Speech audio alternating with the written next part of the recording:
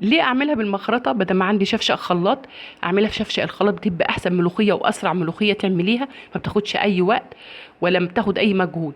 معايا الملوخيه انا جايباها بتبقى حلوه وصبحه، وبتنقي الورقه الحلوه اللي تلاقيها خضره وتلاقيها ما هياش مخرمه كتير، ولو لقيتها مخرمه تبقى خرم صغير كده في الورقه، بيبقى ده من الناموس بس، ما هياش جدود ولا اي حاجه فيه. بتجيبيها وتقطفيها وتغسليها حلو، بس بتاخدي يعني حته من العود من فوق كده علشان خاطر مع الورق، علشان خاطر تاخدي المطه اللي احنا بنشوفها في الملوخيه دي. وبعد كده تغسليها تحطها في حاجه تحت الحنفيه وتشيلي من الحاجه دي وتحطها في مصفى، وهكذا مرتين ثلاثه اربعه لحد ما تنضف معاكي وتبقى نضيفه خالص ما فيهاش اي حاجه. وبعد كده احطها في شفشق الخلاط. ممكن اعملها في الكبه من غير اي حاجه، بس شفشق الخلاط سريع وبتبقى حلوه. حطيتي عليها ميتها، ظبطت الميه معاها، مش هتحتاجي لو انت ما عندكيش شوربه، مش هتحتاجي لا شوربه ولا ميه ولا اي حاجه، تحطها زي ما هي كده من الخلاط، تغلي على النار ويا دوب تعملها الطشه بس بتاعتها. زي ما حضراتكم شايفين، ما تنعميهاش قوي، تسيبيها حلوه كده، فيها الورقه فيها حته بسيطه كده باينه زي اللي عاملاها بالمخرطه بالظبط. وعملتها كل الكميه اللي عندك، ما تكتريش الميه وعلشان ما تبقاش صيصه منك وتسيب.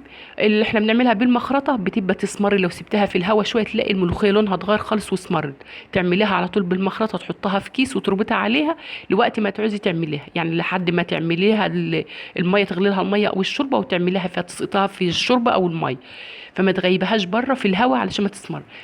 شوية زيت، ومعايا التوم منعماه، ومعلقة كزبرة، معلقة كزبرة ومعلقة توم. معلقة التوم دي بتحطها تحمر شوية ويا دوب بس تاخد لون اصفر كده، تحط الكزبرة معاها زي ما حضراتكم شايفين كده. هتقلبيهم مع بعض، وخلي بالك التوم بيتحرق بسرعة علشان ما تحرقش مني. لونها اصفر ذهبي حلو كده، تحطها على طول، تطشها على الملوخيه اللي حطيناها في الحله على النار من غير لا ميه ولا شوربه ولا اي حاجه، علشان احنا ظابطين الميه معاها في الخلاط واحنا بنعملها.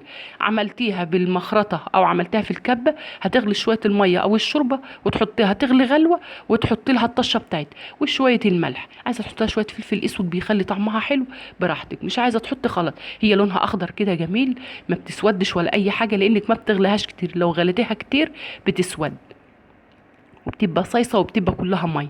زي ما حضراتكم شايفين الخضار بتاعها ده كده، والمطه اللي فيها دي علشان احنا خدنا حته من العود بتاعها، الحته البسيطه اللي بتبقى فوق عند الورق كده بتاخدها معاها، هي دي اللي بتعمل المطه الحلوه دي.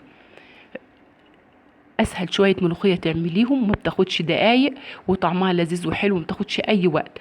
لايكات وتعليقات وشيروا الفيديوهات علشان قناتي تكبر بيكم. وده كان فيديو النهارده، واشوفكم فيديو جديد.